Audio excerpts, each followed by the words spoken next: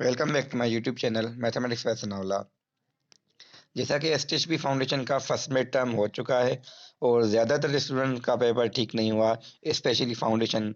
हाँ, एसटीएचबी के भी स्टूडेंट हैं जो कह रहे हैं कि सही नहीं है, मगर ज़्यादातर एसटीएचबी के कह रहे हैं कि हमारा ठीक हुआ है और उनके 15 प्लस आ जाएंगे, क्योंकि उनका कुछ तो ऐसे स्टूडेंट का पढ़ा हुआ है या उनकी प्रिपरेशन पहले से अच्छी थी या कुछ का बैकग्राउंड अच्छा है, ये वो मिला के सारा मतलब मुझे जो लग रहा है कि एसटीएचबी के स्टूडेंट का ज़्यादा रेशो है, क्योंकि मैंने खुद दोनों पढ़ाए हैं लास्ट टाइम, तो मुझे पता है कि एसटीएचपी की लेवल स्टूडेंट्स की एज कम्पेयर टू फाउंडेशन थोड़ी ज़्यादा होती है, क्योंकि उस वो टेस्ट के हिसाब से ज़्यादा पढ़ के आते हैं और कुछ स्टूडेंट प्रीवियस ईयर के हैं, तो इस वजह से वो इम्पेक्ट आ जाता है।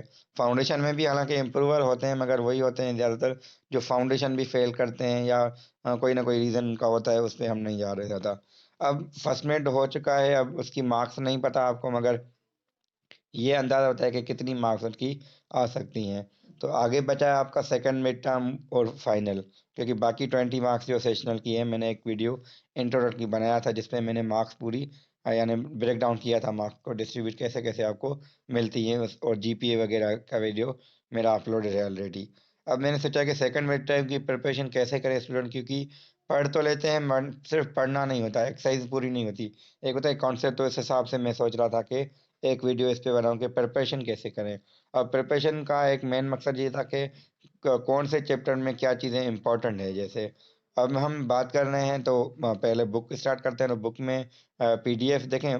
बुक जो आपको मिला है वहाँ मिसलिनियस एक्सरसाइज नहीं है, और मिसलिनियस है नहीं, क्वेश्चंस आ रहे हैं, तो स्पेशली चैप्टर 4 में ऐसे सवाल हैं मिसलिनियस में जो यूज़ हो रहे हैं, हालांकि उस वैसे एक्सरसाइजेज में है नहीं मगर मिसलिनियस में है। तो इसीलिए चैप्टर 4 की मिसलिनियस और जो रिवीजन एक्सरसाइज हैं वो आपको देखनी पड़ेंगी, ऐसा ना हो कि फिर अगेन नेक्स्ट टाइम क्वेश्चन वहाँ से या उससे रिलेटेड आ जाए। इस वीडियो में मेरा मकसद भी यही है कि आपको जो बताया जाए कि अब सिर्फ ये नहीं है कि मिड टर्म देखें एक हो गया, जितनी मार्क्स हों, अगर आपकी 5 से बिलो या बिटवीन बिलो से 10 है या 5 टू 10 के दरमियान है, तो फिर भी आपके पास 80 मार्क्स हैं। तो 80 में से अगर आपकी 70 मार्क्स भी आ जाती हैं तो आपका कोर्स इजीली आ जाएगा, अगर मतलब ठीक से पास हो जाएगा। बाकी आपको इंग्लिश और आईसीटी में ज़्यादा मार्क्स लेनी पड़ेंगी, और आईसीटी तो आपको 93 आराम से ले सकते हैं अगर ठीक से पढ़ रहे हैं तो। आईसीटी में अगर 4 जीपी आपकी बन गई और इंग्लिश में आपके अगर 80 प्लस मार्क्स हैं, फिर मैथ्स में अगर 70 पे मैथ्स जा रहा है या 68 पे, तो आपका जीपी अच्छा हो जाएगा। तो इस हिसाब से ये बात करनी थी कि क्योंकि ज़्यादा डिमोटिवेट होने स्टूडेंट के हमारा एक मिनट खराब हो गया तो आगे क्या होगा। तो आगे परेशान ना हो, आगे 80 मार्क्स हैं, तो ऐसे स्टूडेंट भी मेरे पास थे जो जिनका 2 मिनट मिला के 12 मार्क्स थे, ठीक है। तो वो फाइनल में उन्होंने मेहनत की और ओवरऑल उनके टोटल जो है मार्क्स अच्छे बने थे, और वो उनका कोर्स पास हो गया था मैथमेटिक्स का। बाकी इंग्लिश और आईसीटी की वजह से उनकी फिर जीपीए भी इम्प्रूव हो गई, तो ये फर्क था। अब चैप्टर 4 में क्योंकि 4.2 से स्टार्ट हो रहा है आपका syllabus for the second mid term, तो इसमें ये इम्पोर्टेंट है कि अगर आपको ये चीज़ें आ रही कि डिस्क्रिमिनेंट कौन सा लगेगा, यानी 4.2 में आपको ये चीज़ें आने कि डिस्क्रिमिनेंट कैलकुलेट करना आना चाहिए, फिर उसके बाद आपको कंडीशन अप्लाई करनी आनी चाहिए। क्योंकि जब हम डिस्क्रिमिनेंट फाइंड कर रहे हैं, जैसे पी स्क्वायर मैंने थोड़ी सी यहाँ सॉल्व करके वो लेके आए हैं 16 माइनस 4 के प्लस 4, जैसे जो बनता है 20 माइनस 4 के।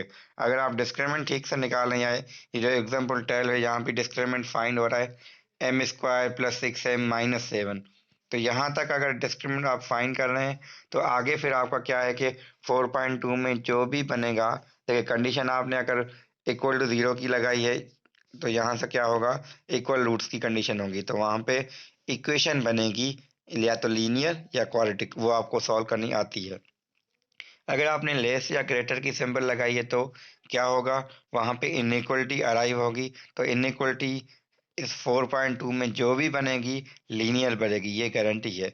और जो सवाल आपके शो दैट के हैं, क्वेश्चन नंबर 12 13, हालांकि मैंने वीडियोस में इनको डिस्कस किया हुआ है, इनका कॉन्सेप्ट मेरा डिस्कस ऑलरेडी है, मगर फिर भी मैं बताना चाह रहा हूँ कि ये इंपॉर्टेंट है कि जो क्वेश्चन है शो दैट के, स्पेशली जहाँ पे शो करना होता है, तो वहाँ हम डिस्क्रिमिनेंट फाइंड करके शो कर देंगे ये आएगा, हम कंडीशन वहाँ अप्लाई नहीं करेंगे, वो कंडीशन खुद आएगी।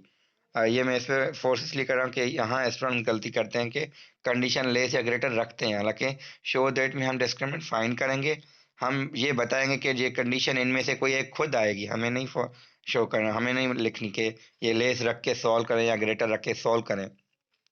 सॉल्व करते नहीं, यहाँ खुद आ जाती है, ये फ़र्क है कि यहाँ लिखा है for all values of m, तो वो खुद आनी चाहिए। यानी ऐसा या तो वैल्यू हो पॉजिटिव या ऐसा टर्म बने जो ऑलवेज पॉजिटिव हो, इसका मतलब ये होता है।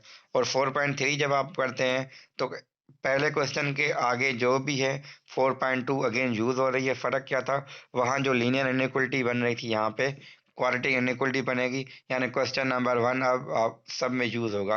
यानी क्वेश्चन 2 से लेके ऑनवर्ड जो भी 13-14 तक क्वेश्चन हैं वहाँ क्या होगा, 4.2 और 4.3 का ये क्वेश्चन नंबर 1, इन दोनों का ही यूज़ है। मैंने यानी आपने 4.2 अगर ठीक से समझी है, अगर नहीं आ रही 4.2 तो 4.3 में मसला होगा, ये गारंटी है। और अगर आपने 4.3 का क्वेश्चन नंबर 1 यानी क्वालिटी इनइक्वलिटी आप नहीं कर सकते, तो इसका मतलब ये है कि आपको आगे भी मसला होगा, क्योंकि आगे सवाल ऐसे हैं जहाँ पे क्वालिटी इनइक्वलिटीज आती हैं। फिर इसके बाद हम आते हैं क्वाड्रेटिक जो हो गया ये ना, तो इसके बाद मिसलिनियस की मैं बात कर रहा था कि मिसलिनियस में जो क्वेश्चंस हैं, तो पीडीएफ आपके पास होगा, अगर नहीं है तो मुझे मैसेज कीजिएगा, मैं आपको पीडीएफ इसका भेज दूंगा, क्योंकि ज़्यादातर जो स्टूडेंट न्यू हैं उनको जो प्रिंटेड मिले वहाँ मिसलिनियस है नहीं, और पीडीएफ भी कुछ के पास नहीं है, तो इसलिए या इसका क्वेश्चन नंबर मिसलिनियस का 17 का पार्ट बी समझ लें, या आप कहें कि 16 क्वेश्चन और 16 का भी आगे वाला पार्ट, शुरू का नहीं, find the range of value of के के लिए। फिर जो 19 क्वेश्चन है, यानी 16, 17 का बी और 19, ये जो 3 क्वेश्चन है ये ऐसे क्वेश्चन है जो पहले 4.2 या 3 में नहीं है मगर मिसलिनियस में है। तो आगे जाके फिर चैप्टर 5 आएगा, 5 के बाद रिवीजन एक्सरसाइज है, revision 1, revision 2, revision 3 and revision 4। तो वहाँ भी क्वेश्चन हैं आपके चैप्टर 4 और 5 से रिलेटेड।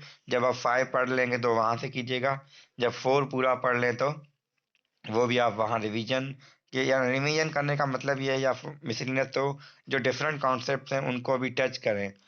फिर जो ये होगा कि आगे फिर आपको इशू नहीं होगा। अगर आप ये पूरा कर लेते हैं तो फिर मेरे पास और भी एक बुक है जहाँ से हम क्वेश्चन ले सकते हैं। इस टीचर जब जो भी पेपर बनाएगा ले सकता है उस बुक से, क्योंकि वहाँ भी यही कॉन्सेप्ट यूज़ होते हैं, मगर क्वेश्चन वहाँ थोड़ा डिफरेंट है, मगर कॉन्सेप्ट इनका भी यही है। तो ये हो सकता है, मगर पहले आपने इस बुक को पूरा जब टाइम पे करेंगे तो यानी इस बुक के क्वेश्चन आपके ठीक से या कॉन्सेप्ट क्लियर होंगे तो फिर वो बुक पे भी जाएंगे। वरना क्या होगा, जब तक मिड टर्म आएगा आप इसी बुक में ही रहेंगे। कुछ स्टूडेंट को जो मेरे चैनल पे वीडियोस नहीं मिलते हैं, तो इसलिए उनके लिए ये है कि मेरे चैनल मैथमेटिक्स बाय सनावला जो चैनल का नाम है, उस पर प्ले लिस्ट में जाएंगे, प्ले लिस्ट में एस फाउंडेशन लिखा है। तो एस फाउंडेशन में मैं बार बार जब मिड 1 हो गया तो मिड टू के कंटेंट अब मैंने रखे हैं। जब आपके फाइनल टाइम आएगा तो मैं ये वीडियोज़ यहाँ से हटा के फिर फाइनल के जो कंटेंट्स होंगे उनके वीडियोज़ यहाँ अपलोड करूँगा, यानी इसी प्ले लिस्ट में आपको वीडियोज़ मिलते रहेंगे। Thank you. कोई भी मसला हो, मेरा व्हाट्सअप नंबर गिवन होता है तो आप उस पर कॉन्टेक्ट कर सकते हैं।